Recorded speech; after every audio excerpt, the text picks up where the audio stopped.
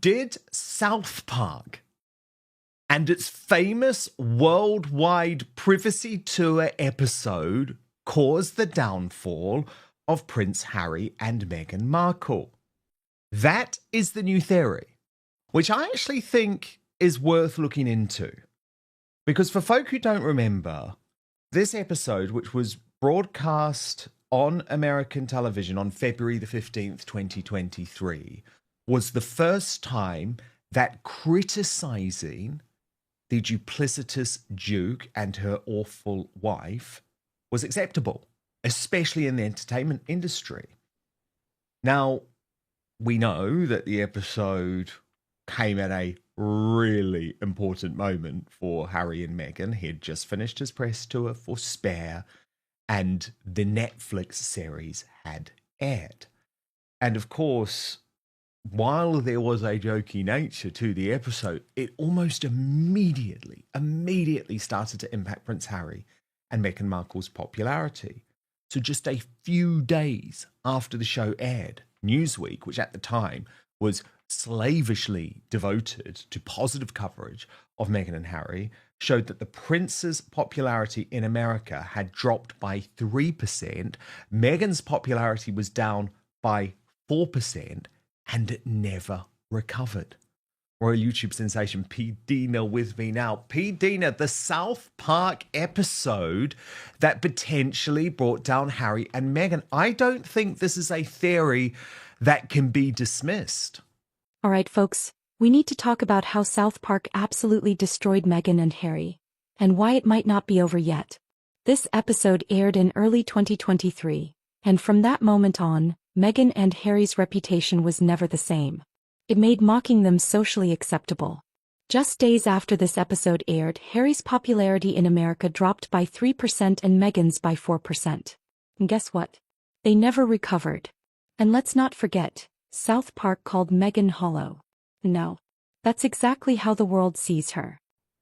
Absolutely. This is such a huge show that, and people know when they watch it, it's going to have that underlining truth behind all the things that are funny and being made fun of.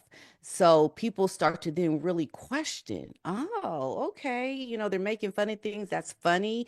And they're starting to see that people are like really taking heed to what was talked about and their numbers go down. I mean, how do you even try to rise above this heavy criticism? This was, I think, a major blow to Harry and Meghan's popularity here in the States. And it speaks to how they can never really recover, because there are plans I've heard to even capitalize on that episode to make something bigger around the DEI and all the things that have happened recently. So Harry and Meghan can't recover, because once this has happened, you have set the tone for the perception that people have of you, even those that don't really know much about you. When you're being made fun of on South Park, people already have this idea now of who you are based on this comedy. And that's not good. I mean, Meghan was looked to be hollow at the end of the episode. And now people see her really, she truly is a hollow person. I mean, there's nothing there. You can't get to her. You can't try to convince her otherwise to be something that is better. And this is how people see her. And Harry has just gone down with, the things he's talked about in his book Spare and being made fun of on the late night talk shows. He is, they're in a position now where people are going to continue to make fun now. You can't now come out and be serious and be made to look at as someone that should be reckoned with as a talent and doing well and having a successful brand, because this has set the tone now. You can't go anywhere that's going to be successful from being mocked by South Park now, especially when they're planning more. I mean, what do you do? I think this is why Ari has just kind of backed off, Ari because Emanuel. they would have prevented a lot of things happening. They would have never come out if they were protected by the agent. And it's just a free for all now. There's nothing they can do. The thing about Trey Parker and Matt Stone, though, is that I don't even know if Ari Emanuel has the power to tell them not to do something. And they just got the whole thing spot on, didn't they? Yeah. Do you remember in the episode that Meghan was dressed as she was dressed for Trooping the Colour in 2019? And here's where it gets even worse for Meghan and Harry, because South Park might be planning more episodes about them. Think about it. Once a joke in pop culture, always a joke. And South Park isn't just any show. It has the power to ruin careers. Pidina makes a great point. When South Park makes fun of you, it sticks. The damage is permanent. And if they go after Meghan and Harry again, there's no coming back. People are still quoting the episode. They will never live this down. And if that wasn't bad enough, now even Hollywood is backing away. Meghan and Harry's biggest problem right now? They're becoming too embarrassing to be associated with. Top Hollywood agent Ari Emanuel, one of the most powerful men in entertainment, has reportedly distanced himself from the Sussexes. Why? Because he sees them as a liability. She was referred to as the Prince and Princess of Canada, or they both were, and they were seen at this large state funeral where they were booed by the rest of the family. Then they arrive on set at Good Morning Canada promoting their book while holding the placard, "We want privacy. Stop looking at us." And that's when the international privacy tour begins, where Harry keeps saying, "We just want to be normal people. All this attention is so hard." And they even visit France and India chanting the pro-privacy slogan to bemused locals, even to a field of kangaroos during a pit stop in Australia. And eventually they settle in the quiet town of South Park, Colorado, claiming if we moved here, people would think we're really serious about wanting to be normal. And it, unfortunately for them, hit them at a time when the rest of the world were waking up to this concept of what, hang on a moment, we were maybe slightly behind this. I mean, I never was, but maybe some ordinary folk were sort of like, okay, if they just want out, we can understand that. But it's the opposite. They invade their own privacy all the time. They invade their family's privacy all the time. And I think actually sometimes it is in comedy, P. Dina, where you get the best reality. And I think when it comes to South Park and what they did for Harry and Meghan, actually, we can just thank them for it. But speaking of showbiz, growing talk, P. Dina, that Meghan Markle may end up returning to Suits. They have launched this new version of Suits called Suits LA, and the creator, Mr. Korsh, who, let's face it, has not really launched the show particularly well, its ratings are down, has now issued a plea to Meghan Markle, saying if she would want to come back over, it would be great. But I know Meghan is living her own life and she has so much going on, and I wish her the best. And if she ever wants to come back, we'll have her back. And I really like Link Lauren. He's a great guy. He's the former advisor to Robert F. Kennedy Jr., who's now a real social media commentator of sort of the Gen Z group. And he posted on this, Meghan Markle fumbled the bag like I've never seen before in my life. She went from Suits to being literal royalty just to potentially end up right back where she started. She really is a bird brain fool.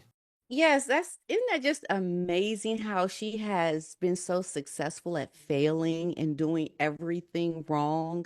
I mean, part of the problem, I think, also is to when you were looking at the South Park, she can't make fun of herself. She can't seem to find humor because she's so uptight about success. I've got to do this. I've got to do it. And then she just gets mocked. And, I think if anything, going back on Suits would be what she needs to do. But we look at her as someone that doesn't want to seem to recognize her past successes. I mean, this was a success for her, I think, being on Suits. And she just can't seem to bring herself to going back because I think she looks at it as a step down. And I've also heard that there were some talks of her coming back, but she wanted to have more of a hand in producing. She wanted to be higher up on the call sheet. She wanted to be a producer. She wanted to have so much more control, and they weren't willing to do that. And I think that could be true because it makes sense to what she would do. But that's the problem. She can't make fun of herself. She can't show humility by going back to her roots. She thinks coming in with this title now, with Harry on her arm as her handbag, Harry, that she can just have immediate success, and she doesn't, have to, show that she needs to work hard for it and to try to start a little bit smaller, even though you are coming with the title now and having been married into the royal family. Hollywood is sick of the whining, sick of the lawsuits, and sick of the drama. No. They're cutting them loose. P. Dina says it perfectly. If even Hollywood's biggest power players don't want to touch them, where do they go from here? So here's the real question. Is there any way back for Meghan and Harry?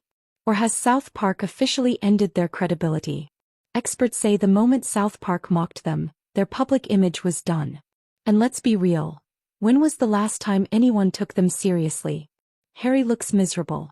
Meghan is desperately trying to launch a new brand. And Hollywood? They've already moved on. That is her problem. She can't wake up to who she really is. She can't wake up to just being authentic. She has a serious problem that we are watching on the world stage, and the only one that knows about it are us. She doesn't even recognize her own problems. She's in her delusion. So, yeah, try to go on Suits and to, try to build over again would be, I think, a good starting point for her, but she can't start there anymore. She wants to have this immediate success. That's her problem. Somebody that can get through to this woman needs to talk to her. Because if you can't listen to Ari Emanuel from WME, you can't listen to the people that are mocking you. You can't try to be someone to be reckoned with. Then where do you go from here? We just sit and watch you in your delusion, eating our popcorn and saying, "Woman, what's wrong with you?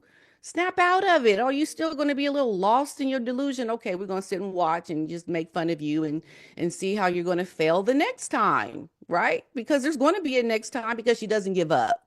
But she couldn't keep trying in the royal family, could she? That she immediately gave up. But this, she's going to keep trying and failing. Yeah, because the difference is this time it's all about money. And that's the tragedy. One of the biggest privileges, P. Dina, of being a member of the royal family is the fact that you don't have to think about money. You can just think about the world. That is actually the huge advantage members of the royal family have. And yet that wasn't good enough for Meghan. So that's why all of the humanitarian talk is just complete bull. But look, P. Dina, there's another theory that is going around in America a little bit, and this is all about comparing Meghan Markle to Kamala Harris, the former vice president and Democratic candidate who is certainly having a lot of difficulty in her post-White House reincarnation, not surprisingly. And let's not forget, the public is still roasting them. If they couldn't bounce back in 2023, they're definitely not bouncing back now. So here's where we stand. Meghan and Harry's reputation was already on life support, but South Park might have just pulled the plug. The Netflix deals? Struggling. Spotify? Gone. Hollywood allies? Fading fast. No. Even South Park isn't done mocking them. Really interesting, I thought, especially in terms of Meghan's strategy for maybe how she'd try and recover things for Meghan Markle and Kamala Harris. Although, fundamentally, she thinks they're both going to fade away into obscurity. Do you agree? I do. I do. I think I always try to put out hope that people eventually wake up to their delusion. I don't know if it can happen now for Megan. And I think she's at a point now where she's got to try something different. I get what she was saying about not knowing what they're saying, Kamala and Megan as well. I think they just try to be too polished, and then it just comes off like huh, what? You don't really understand what you're getting. There's a lot of confusion there. And that is what turns people off. People want to be able to connect, to relate. So when you can't do that, people fall off and they, don't find you very interesting because, they can't relate to you. And I think that's the problem that they both have. But there's always a way for redemption. I think it can happen. At least I try to be a positive person and not to be down on people all the time. I really do. That's why I'm all about learning. But I think when you can't really learn anymore and you can't seem to find, the way to make it work, then you kind of just fall off and people forget about you. And at some point you'll have to recognize that as well, because you're not going to be able to get any more chances to get on that stage again to prove yourself. And I think that's what's going to eventually happen for Meghan and possibly Kamala as well. It just seems like you have to wake up to your reality. And the sooner you do that, the better. But if you don't, obscurity is what it's going to be forever for you. Can, as ever, P. Dina, because we're just a couple of days away now from the launch of With Love, Meghan, can the combination of that show and that brand make a difference for Meghan? No, I'm sorry. As ever, Megan, that's just not going to work. You're not getting to a place where people are going to be able to connect with you on that show. I think the first episodes is going to do well only because a lot of people want to see, well, what is she going to do? They'll see it's not going to be interesting. It's going to fall off, just like her Archetypes show did. And then we're back to where we started all over again, and it's Megan waiting to find her failure. That's what it is. She's waiting to find it. They were scrambling, I heard, to try to make some changes and put in some of her humanitarian work with the LA fires, but yeah, that was a bomb as well. Like, people saw right through that. And so this is just another episode of what happened with Archetypes. It's going to be a disaster for her because she hasn't changed up anything. She's still that superficial person. Rather than just hearing her, we're going to get to see it now with this show. So that's the only difference. Same thing. Pidina says it best, they might never recover from this. Because at the end of the day, who wants to work with a laughingstock? Alright folks, if you enjoyed this breakdown, hit that like button, subscribe for more no BS commentary, and let's get the conversation going. Do you think South Park destroyed Meghan and Harry's career? Or is there still hope for them? Drop your thoughts in the comments below.